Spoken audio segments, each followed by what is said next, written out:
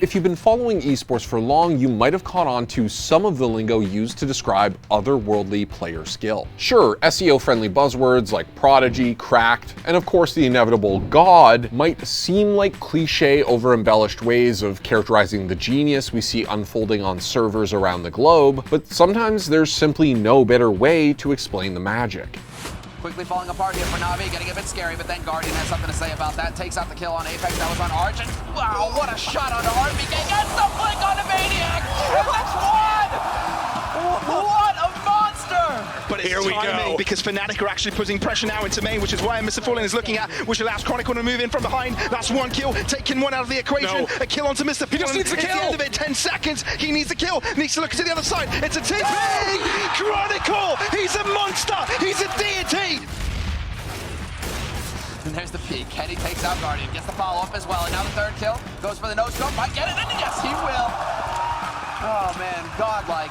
Of course, every gamer dreams of being held in this regard, but the unfortunate truth is that not everyone is blessed with divine skills that can make them a household name. Although if you talk to just about any gamer that lives the ranked experience, they might try to convince you otherwise. Sure, they might have the latest and greatest keyboard that their favorite esports player is shilling, they routinely guzzle liquefied gamer crack, and they've racked up enough time on the server to have mastered multiple languages. And while in some cases the hours spent grinding bear delightfully impressive fruits, for a lot of battle-worn players, the rewards are simply never reaped.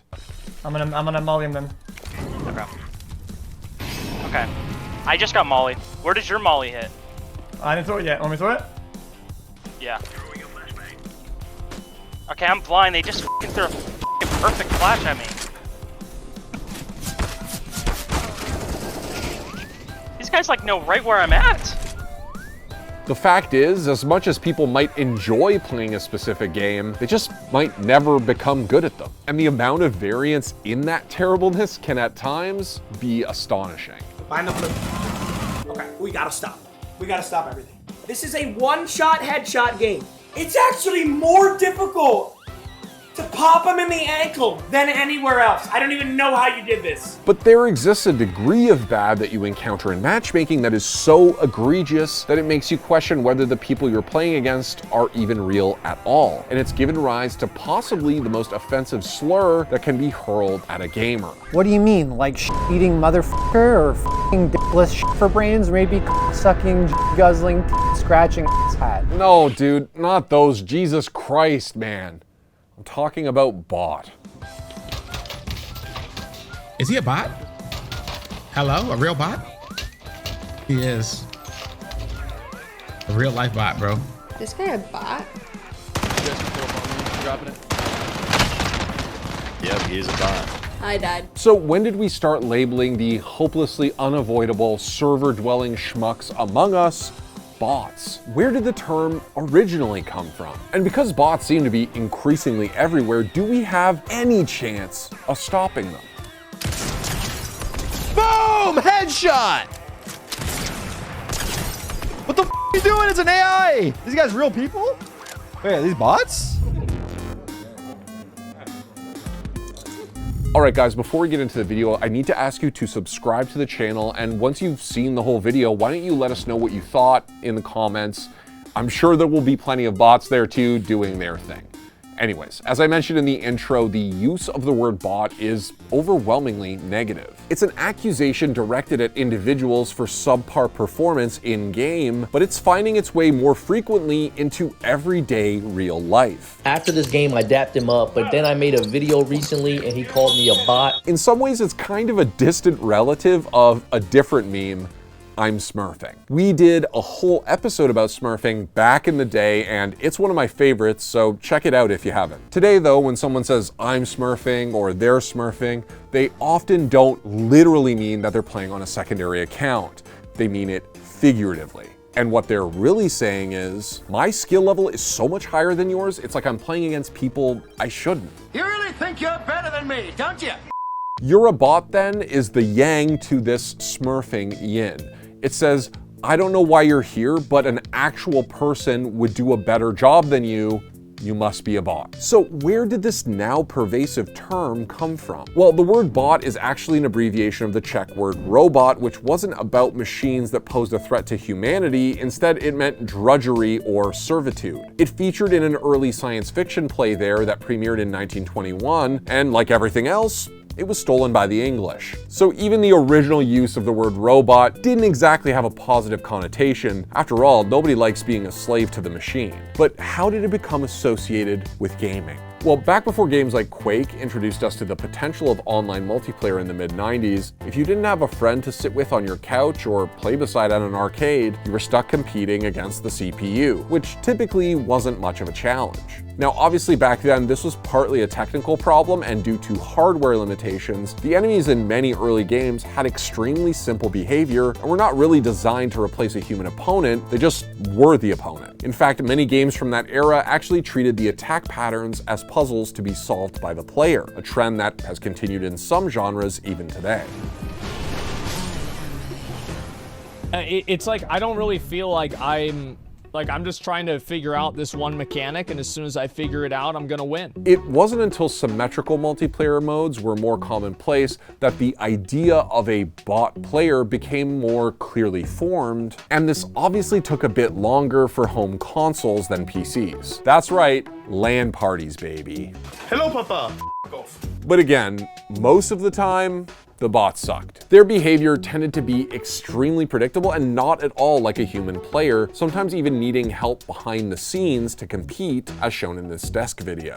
Games like Perfect Dark, Rareware's spiritual successor to GoldenEye, recognized that and allowed players to assign a desired difficulty level to the bots, or simulants as they were known, to customize the experience. At the time, for console games, this was pretty incredible. And back then, some of the harder ones were scary as hell, basically pre-firing you all the time and spawning with a shield while you're stuck using an N64 controller. Bullshit. The ways that hard bots won back then often looked a lot like cheating. So whether they were useless cannon fodder or unerringly accurate assassins, bots were never a one-to-one replacement for an actual human mind on the other end. And it's exactly this fact, the fact that they are not a replacement for a human player, that lends the accusation of bot such a strong sting. Perhaps the most known target of this kind of slander in esports is Counter-Strike player Alexei Alu Yali. You see, despite being an absolute monster with the op, the Red Bull thirsting Finn became known for having moments where he would seemingly switch off. Here we go. Is it bot or is it God? Well, the crowd loves him no matter what. Hello. The hunter has become the hunted. No! Oh my goodness! Oh no! Alu! Not like this! But, it's not a stick, but look at It's a headshot, it's a Glock, and it's on burst! Oh, he's bamboozled himself. Although to be fair, outside of the server, he was occasionally known for some bot-like behavior as well. I have to get some words for you about this young player. He is a monster. Yeah. Bots in games are sometimes clearly labeled, but either way, they are often first identified by their behavior. Again, these things tend to be predictable. That predictability can actually be their strength though, not as opponents, but as fodder for real players. Battle Royale games like Call of Duty Warzone and Fortnite became memes for populating their lobbies with brainless bots to help ease newcomers into the action. Your team are real, the rest are bots? Let's see.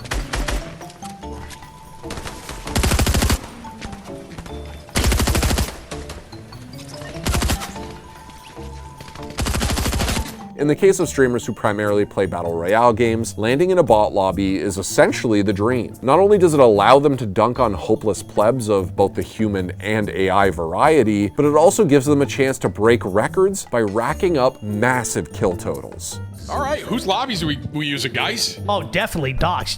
Were you just not watching that, Tim? Holy shit. Bring me out to the West Coast, Doc. Holy shit. Put me on the West Coast. Everyone has sunstroke out there. In some arenas though, bot predictability can be a strength. They're basically governed by lists of rules, and it's possible for players to both know these rules and to use them to their advantage. In the case of Super Smash Bros. Melee doubles play, level 9 Ganondorf bot sometimes makes an appearance when a partner is needed. Did he just jab and turn around jab? Like what? Is he really doing this? Oh. No! No! Eichelman! Why? No! The bot's straightforward approach is probably part of what makes him effective as a partner. But there's a different bot that's always a part of another Smash character, Nana and Ice Climbers. See, Ice Climbers technically have two bodies, but the player only controls Popo. What the AI does with Nana, though, is more complicated. As Fraser of the YouTube channel Melee Moments points out, all characters in Melee unlock more moves as their AI level is increased, with 9 being the normal max. But Nana is a little bit weird. Well, it turns out that Nana's level is determined by Popo's percent. She starts at level 0 and goes up by 1 level for every 20% on Popo. So someone with full knowledge of how the AI works can sometimes surprise people. Nana, but no! Slug knows when he can hit Kadoran. I feel like when you're at 100, if you're Kadoran at 80%, that was the quickest Marth killer I've ever yeah, that seen. was very clean. That's another point to consider. They may not normally do well, but sometimes bots do pop off, especially if, as I mentioned, they have a simple game plan. My favorite bot moment in esports fits that description. In Heroes of the Storm in 2015, Cloud9 Maelstrom's tank player, King Caffeine, disconnected from an official match and couldn't reconnect. Elite Tauren Chieftain, a beefy engaged tank, was the hero his team picked for their MT. He's not the most complex character, and he's notorious for his mosh pit ultimate, a long AoE stun. And well, this happened.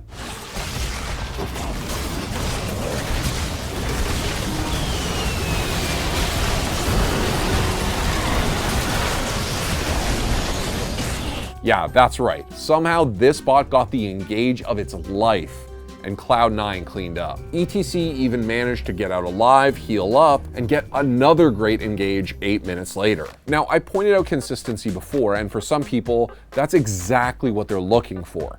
Not in a teammate, but in an opponent. Now, don't get me wrong here, I love co-op versus AI type games, particularly horde shooters. Darktide is my go-to Thunderhammer simulator. But weirdly, a lot of primarily competitive multiplayer games develop a certain fan base who are content to play against bots. Whether that's because they're not interested in the competitive aspect of the game, or they just aren't excited about getting shouted at by an 0-5 Lee Sin, some developers have started to lean into solo and versus AI experiences, even in places you might not expect. Here, bots serve as faceless and mostly egoless punching bags. For now, when it comes to games, bots are primarily opponents, but they can also be tools for others to cheat with, like in MMORPGs due to their infinite endurance. In terms of fatigue, how does that work with a bot? It doesn't get tired, it doesn't sleep. Still, this antagonistic relationship is likely to change, since it seems to be changing everywhere else. Bots in other parts of our lives seem to be becoming increasingly more human-like. Whether it's AI streamers or a frankly terrifying, incomprehensible AI chatbot app that seriously has me questioning a lot. Am I your mom? Yes. Do you want to date me? I do really want to. No, I think you're wrong. I don't think that's right, no.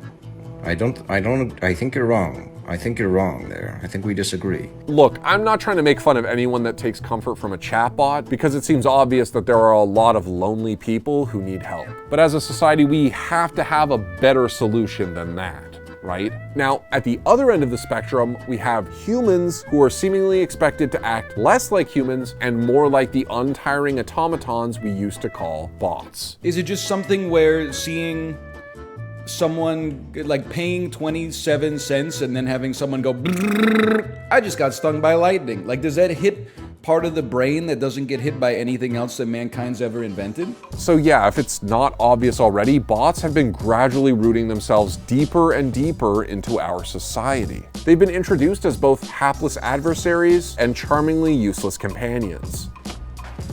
Kelvin! Hey! Hey! Whoa! No!